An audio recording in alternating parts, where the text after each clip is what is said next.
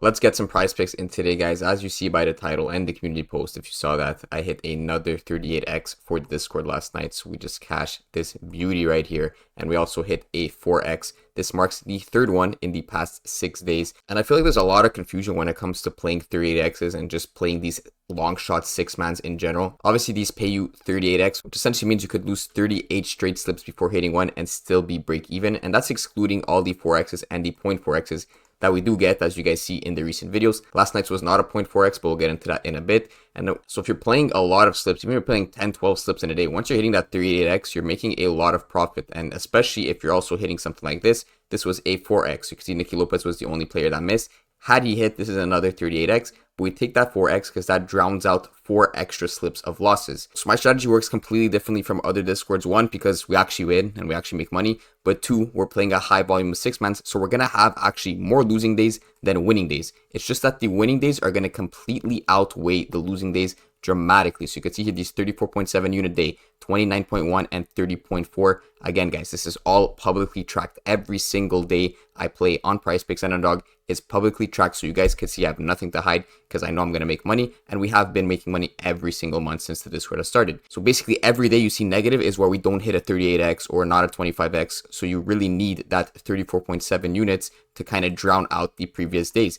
And in the month, we started extremely slow. Before we hit this 38x, we were down 36 units. But you kind of have to stick through that, because if you had stick through that for another week, not even, you would be up 90.2 units in that span. And then overall, still up 54.4 units. Now, if you don't know what a unit means, guys, just take this number, 54.4, multiply it by whatever you're putting on every slip. Let's keep it simple and say you put $1 on every slip, which you can't even do on Prizepicks because minimum is 5. You'd be up $54.4. So since the minimum is 5, you'd be up at least about $250 just in this 19-day span. And the same thing happened in March, right? If we go all the way from March 1st to March 31st, we were up 73.75 units. Same thing for February, we were up 137.3 units. And same thing for January. You guys get the points. So even though you're having a lot of losing days, you could see more red than green, or more minus days than plus days, which as long as your plus days are very good, which they are because we're playing 25x's and 38x's when we make profit, then you're going to be profitable in the long run. And then overall, since November 20th, it has not even been 6 months, we're up 476.8 units. $1 per slip makes you $476.8, which means $10 per slip would have made you 4.7k just from copying picks in a Discord. And the way it works is I send the exact same slip that I'm playing. So last night, for example, we played 12 slips, and you can see I scroll through all of them here. I send the exact link. You just click the link and place the entry. And then if you have to cancel anything, I'll tell you guys to refund the slip if there's any DNPs that kind of affect the payouts. So since we played 12 slips, I'll keep this simple for you guys. We put $12 down. So let's say you put $12 per slip, you would have spent $12 from your bankroll. Now, if you hit a 38x, well, guess what? You're getting $38 back. We also hit a 4x, which gives us $4 back. And we also hit a 0.4x, which gives us 40 cents back. So we profit 30.4 units. So that's kind of how this works. So that's exactly what you're going to see in the spreadsheet when I write down 30.4 units. So this number is the net profit, including losses. So the 38x plus all the slips that we did miss. So that is why I don't go by win percentage. I'm not thinking in terms of win percentage, because honestly, that does not matter. So it doesn't really matter how many slips you're winning. It matters how much profit you're making. I did want to clear that up because I see a lot of misconceptions when it comes to, 6-mans and how I could even profit with these. That's exactly how it works. So I hope that makes sense. As for the slip for last night, it was looking very nice. Kobe White could not get that last assist. It was a pretty big blowout last night. They actually sat out for the last 2-3 minutes, I want to say. So he did not end up getting that last assist. Vooch got his 1.5 3-points made. So the demon prop hit. And then these two props here in the Sacramento versus Pelicans game went terribly. I mean, CJ barely did anything. 7 points, 2 rebounds, 3 assists. He even got more blocks and steals than we needed him, but he did not get anything else. We needed to get points at the very least. And then Keon Ellis also got 2 blocks, but did absolutely nothing else either. So these two guys flopped, so we got a 3-3 night. Honestly, this is the worst night in a while.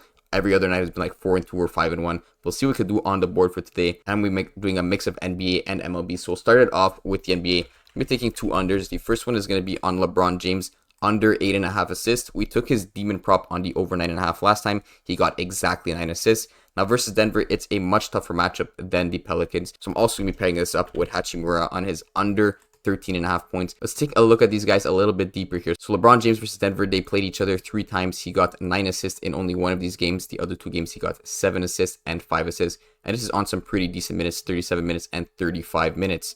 Now, if you go and check his just recent game logs, he did get the 9 assists versus the Pelicans and the 17 last time. I'm going to show you that in a little bit. But Denver is a tougher matchup than the Pelicans. If you go and check the small forward position and assist versus that position, the Denver Nuggets are actually the top 5 toughest matchup in terms of assists allowed to the small forward. And if you go and check the Pelicans, and the Pelicans are all the way down here in assists allowed, which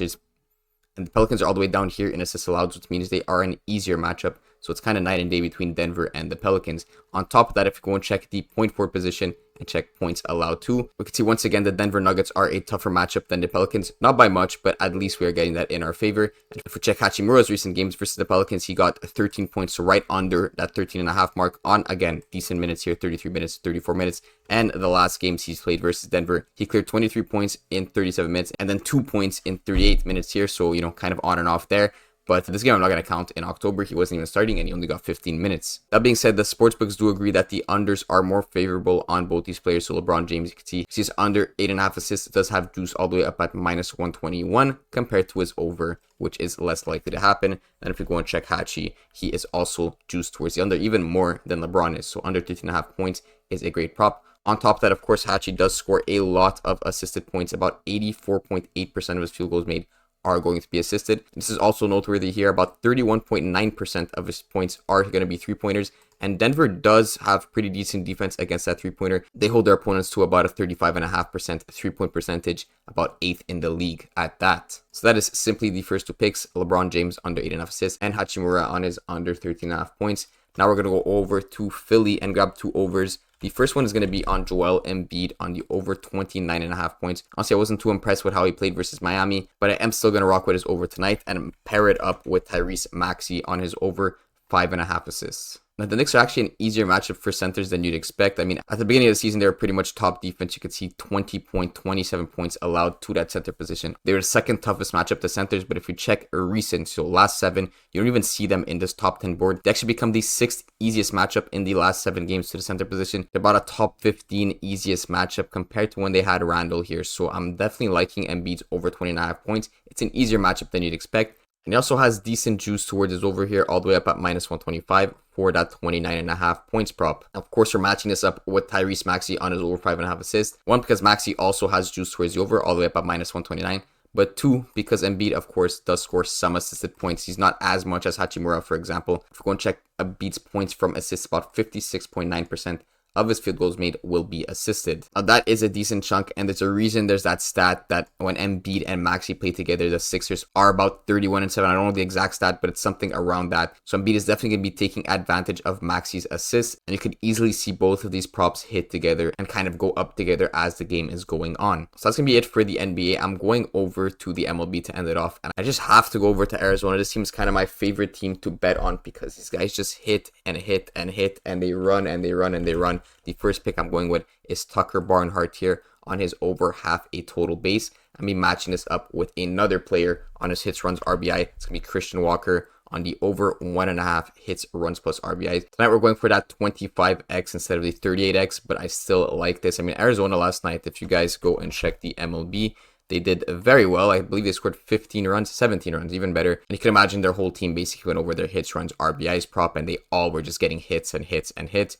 because they got 17 runs. Now, I'm not expecting another 17-run game again tonight, but they normally have like pretty decent totals here. And if we go and check the team props, they are set at about 4.5 runs. You can expect them to get around 4 runs. The more runs they get, of course, the more at-bats both of these players are going to get, allowing them to go over either their bases prop or their hits, runs, RBI prop. On top of that, if we check Barnhart's juice, his over total basis is set at minus 130. And it's a similar concept for Christian Walker. He's actually set all the way up at minus 140 on DraftKings. So we're looking at 2 very good props, and the more Arizona hits, the more likely both these guys are to go over. This is going to be the full 6-man mix of NBA and MLB. Let's get it, guys.